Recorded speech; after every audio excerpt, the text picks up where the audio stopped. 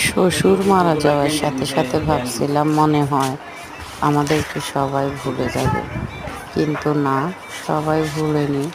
আমার ননদি, আমার ননাস, সবাই এখনও তার বাবা মা আমাদেরকে যেভাবে ভালোবাসতো ঠিক এভাবেই ভালোবাসাটা দেখালো।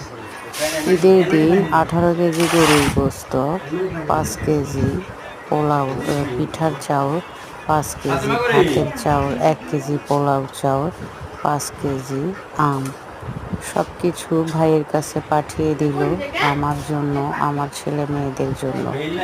আপনাদের ননদি ননাসগুলো কি এমন? আসলে ননদি ননাস এদের আসলে ননদি ননাস এদের মন বোঝাটা অনেক দায়। এরা কখনো ভালো আবার কখনো খারাপ হয়ে যায়, কিন্তু বর্তমানে আমার ননদি আমার ননাস অনেক ভালো। আমি যা দেখতেছি অনেক ভালো।